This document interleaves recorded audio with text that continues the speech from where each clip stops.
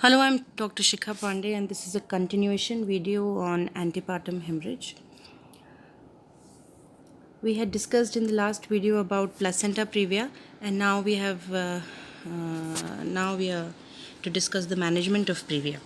So the management depends upon the status of the patient, the general condition of the patient, the amount that the patient has bled, will decide the further management. Also, one important factor to consider when we have to decide upon the line of management is the gestational age of the patient. So, the gestational age will help you to assess whether the fetus can be saved, and the amount that the patient has bled definitely plays an important role, because if there has been a severe hemorrhage and she has bled about 35 to 40% or more of her blood volume, then be whatever her gestational age, it is immaterial, and you have to immediately intervene and perform a cesarean section. So that should have been definitely a case of major placenta previa, and you will have to intervene then and there, irrespective of the gestational age. But if the bleeding is mild, and the bleeding in previa is in recurrent bouts, it is in recurrent bouts. So now that you know that she is preterm and that the bleeding is mild, and that you can uh, take a period of 24 to 48 hours, so that you can make some attempts to increase, to fasten her lung maturity of the fetus, and so that you can decrease the chances of perinatal mortality or morbidity. So, what you will have to do is you can perform an expectant management if she is preterm, if she is presenting before 34 weeks and the bleeding is mild, is not deteriorating the maternal vital signs to a larger extent. So, you will have to admit the patient, bed rest, give her sedation, insert a Foley's catheter, monitor pulse, BP, vital signs, urine output hourly, and you have to give her steroids. In the steroids, there are two drugs. One is betamethasone, which is given in the dose of 12 milligrams, and it is repeated after 24 hours. The other one is dexamethasone, and both of the drugs, either of the drugs can be used. And so, this will help the fetus attain lung maturity. And after that, if the maternal condition remains stable, make some attempts to improve the HB. You have already sent the blood for grouping and cross matching, and have made attempts to arrange blood transfuse, and be alert. Keep her admitted till either she reaches 37 weeks or so, or till she has another bout of hemorrhage which might endanger her life. So, in either of the cases, you will have to terminate the pregnancy. Now, the mode of termination of pregnancy will always depend upon the severity of hemorrhage. If it is severe hemorrhage, it is major placenta previa, you have to perform a cesarean section. If it is a mild episode of hemorrhage, then if she reports to you at term at 37 weeks, then what you can do is that if it can be a marginal placenta previa, try to confirm the diagnosis with the help of a transvaginal ultrasound. And once it is a marginal one, then attempts can be made for normal delivery as well. Attempts can be made, and normal delivery is possible with the help of artificial rupture of membranes and further augmentation with oxytocin infusion.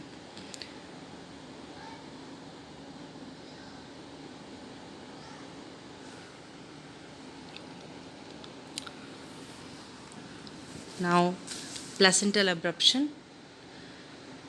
Abruptio placentae is the separation of placenta from the wall of the uterus before delivery. This condition may occur any time after 20th week of pregnancy. When the placenta separates from the uterus, the vessels within the placenta, the capillaries which are there underneath the placenta, when it gets avulsed from the uterus, then the capillaries get ruptured and there is bleeding, and that bleeding produces hematoma, retroplacental hematoma. Now that retroplacental hematoma will stretch the uterine wall. This will produce pain, tenderness, so extreme uterine tenderness. Abruptio placentae is of two types. In the first one, whatever hematoma is formed, it remains hidden beneath the placenta, and this produces a lot of pain and tenderness. It increases the uterine size, and the uterus is very rigid, tender, dough-like consistency. There is reduced fetal movement perception by the lady. You also cannot palpate, and fetal parts you cannot feel. Fetal heart sounds are not audible, and there is the symphysis fundal height is more than the expected gestational age, expected at that gestational age. So these are actually the signs and the symptoms of abruptio placentae. And when the bleeding is hidden, it is known as concealed. When it trickles down by the sides of the placental membranes and comes out through the vagina, it is known as revealed. And many a times we see the combination of both the varieties of abruptio, concealed and revealed. And this is a condition which you have to, differential diagnosis has to be made when there is hemorrhage in late pregnancy, that whether it is placenta previa or abruptio. The main differentiating features are, in placenta previa patient, there is painless bleeding. There is hemorrhage, but the hemorrhage is painless. There is no preceding history of trauma or anything like that. There can be a history of coitus that might be possible in previa, but otherwise no history of trauma. Now this abruptio has got a lot of existence with hypertension, with preeclampsia. So abruptio almost many a times it coexists with preeclampsia.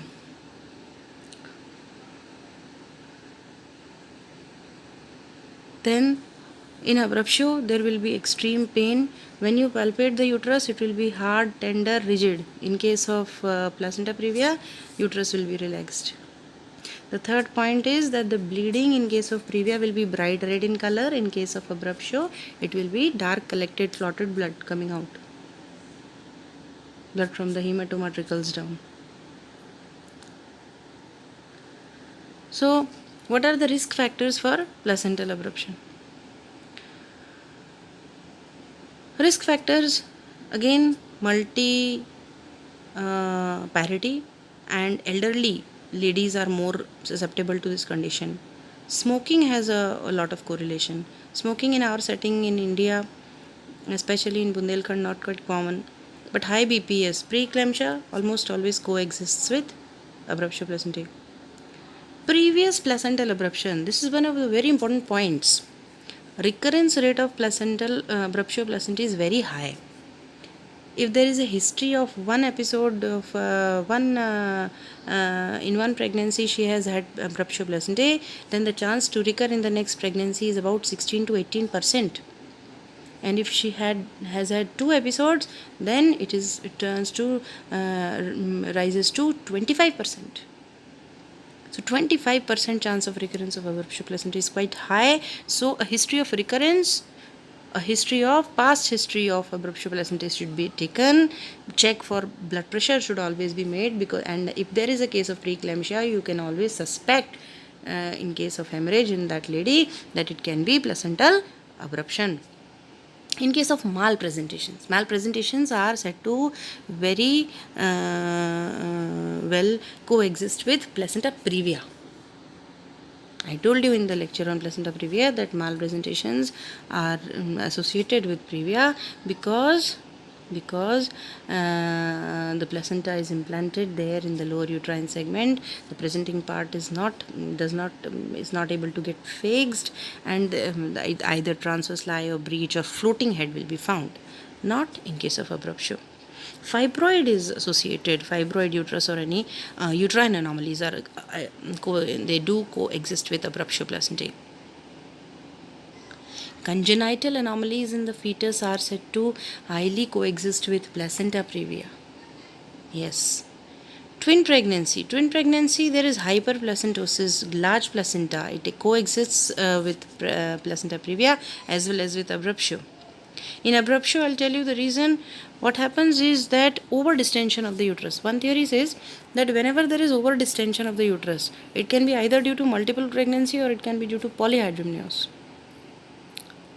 And there is overstretching of the uterine wall, and then there is sudden decompression, either due to rupture of membranes, premature rupture of membranes, or you have withdrawn fluid in case of polyhydramnios, whatever, large amount of fluid by mistake.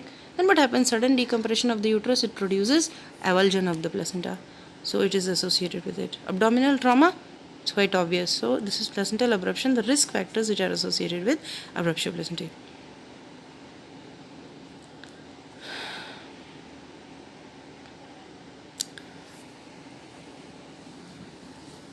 Now again,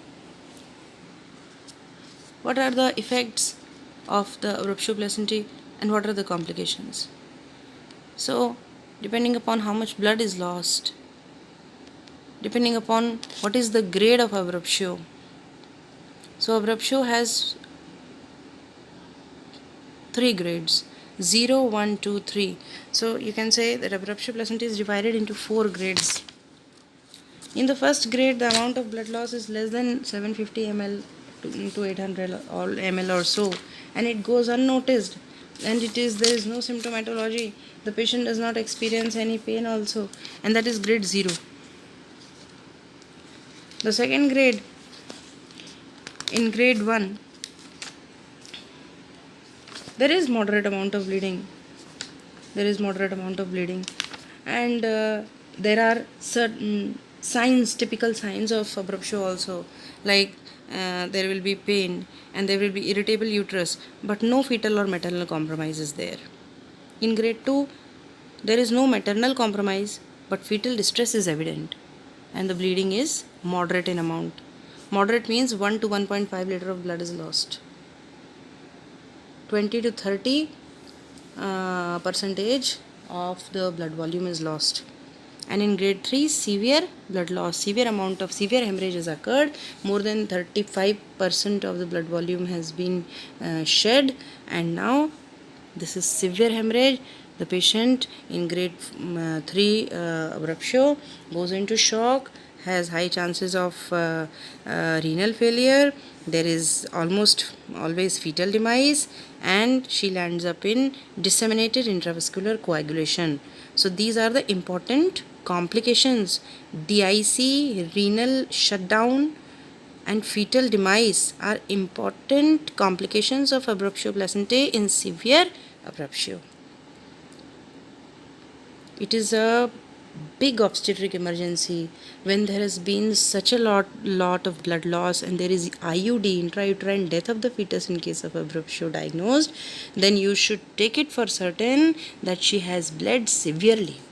And now it is very vital, very important for you to save the life of the mother, and that would be a challenge because so much of blood volume has been lost. She can land into trouble anytime. She can land into DIC or renal shutdown. Your main aim will be to save the life of the mother. So it is an emergency situation in which prompt action should be taken. Immediately insert 2 wide bore cannula, give her crystalloids, send investigations, grouping, cross matching, arranging blood, renal profile, which should include serum creatinine, blood urea nitrogen. You should send liver profile, also coagulation profile, which includes bleeding time, clotting time, partial thromboplastin time, prothrombin time. Also, DIC profile should be sent. What is DIC profile? fibrinogen, prothrombin time, APTT, platelet count, D-dimer, and fibrin degradation products. The normal concentration of fibrinogen is 150 to 600 milligram per deciliter. Prothrombin normal time is 11 to 16 seconds. APTT normal is 22 to 37 seconds. Platelet count normal is 1.2 lakhs to 3.5 lakhs per cubic mm. D-dimer is less than 0.5 milligram per liter. D-dimer is a fibrin degradation product, and other fibrin degradation products are less than 10 microgram per deciliter. So this DIC profile is important. If you know that there has been an intrauterine death, then for sure there has been a severe hemorrhage and she might go into DIC. You have to replace the platelets as soon as you find that they have gone below 50,000 or the patient has become symptomatic. Platelets are transfused through two means. We discussed in placenta previa also that there are single donor platelets and there are pooled platelets. So single donor platelets are always better. 1 unit raises count by 50,000 or so. Also, you have to see that once you are transfusing blood, lots and lots of blood, clotting factors will also get diminished. And clotting factors are replaced with the help of fresh frozen plasma. So, for every 4 units of packed cells, 1 unit of FFP has to be transfused. Now, talking about the crystalloids may Ringer lactate is preferred. It is isotonic with blood. You will transfuse crystalloids, and 1 liter of crystalloid will raise the blood volume by 250 ml or so. Okay, so this is how you have to manage. So you have to first resuscitate, you have to call for help, senior people, senior obstetrician and other staff, and then you have to terminate the pregnancy immediately, performing a cesarean section. If the hemorrhage is severe, you have to save the life. You have to bring the blood volume back, you have to lower down the tachycardia, and you have to get the urine output. You can use, once the blood volume is restored, you can use furosemide and dopamine to bring back the urine output and prevent renal failure. One of the very important complications of placental abruption is, as far as fetus is concerned, it is premature birth. It's a very important cause of perinatal morbidity and mortality, premature birth. And once the case is severe, you cannot wait for even the administration of steroids. So nothing can be done.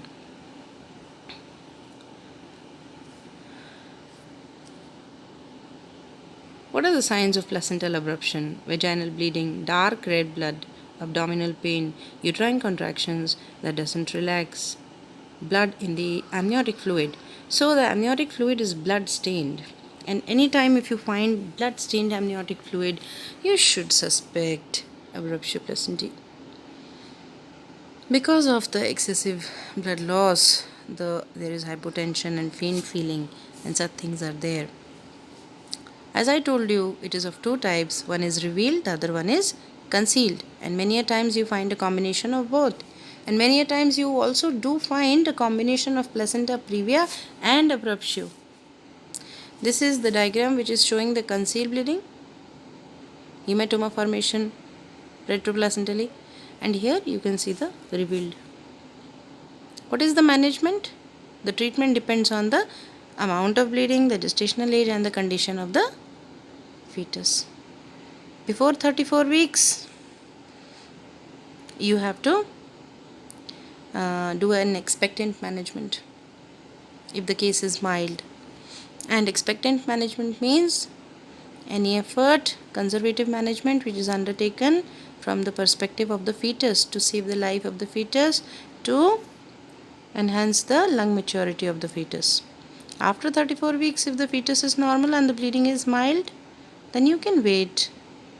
And if the bleeding was mild, vaginal labor is possible. Cesarean section is not necessary.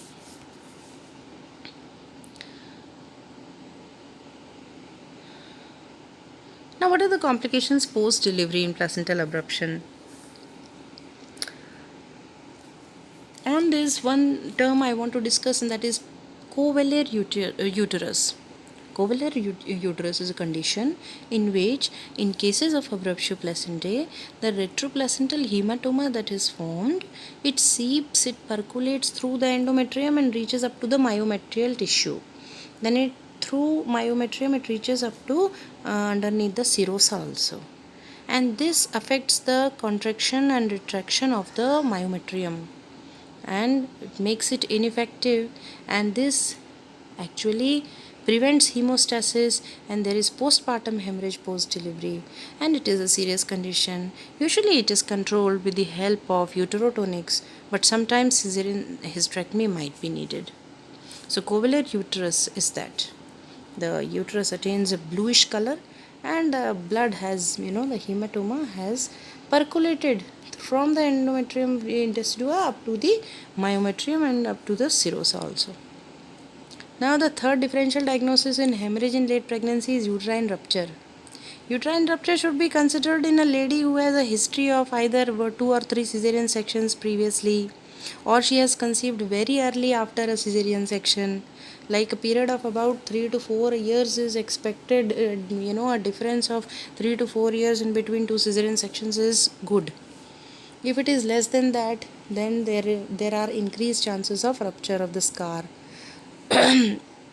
So either it is previous one with less duration, or early conception, or it is previous 2 or 3 cesarean sections, or any other previous uterine surgery she has undergone, or there is a history of trauma that also might lead to uterine rupture. So if such a case is there, and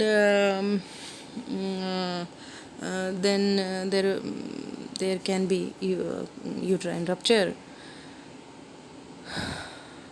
The uterine wall gives way, and sometimes the bladder is also found torn. There is excessive vaginal bleeding, this sharp pain in between the contractions, and at a point of time the pain, it eases and the uterine contour changes, and the fetal parts start getting felt more easily on the abdomen, and the cervix, if you do a PV, it recedes back, and there is gush of blood coming, and you will find that the mother has a lot of tachycardia, hypotension, and the pain suddenly it eases, matlab it stops. After a severe bout of pain, it stops. So this you should suspect uterine rupture, and of course the management will be resuscitation followed by immediate laparotomy. You have to repair the uterus. Either you repair the uterus or you perform a cesarean section if possible. No greater damage is caused, then best will be to you repair the uterus, or you might have to remove the uterus, and a cesarean hysterectomy might have to be performed. This is the last condition in differential diagnosis, besides the other minor ailments that I talked to you about, like infection and trauma and all. Neoplasia. Vasa previa is one condition in which the fetal blood vessels are overlying the internal cervical os, and the fetal presenting part is actually above it. So with any contraction of the uterus, the presenting part will be pressing on the fetal blood vessels only, and they might get ruptured, and there will be bleeding. Whatever bleeding is there is of the fetus, and leads to fetal death in most of the cases. So a high fetal mortality here, and seen more in cases in which have conceived through ART. Also previous cesarean section, multiple fetuses, this condition is seen. If you have diagnosed it previously, then steroid treatment should be given so as to prevent fetal death, and once you have diagnosed, you should not give a trial at all, and cesarean section should be performed.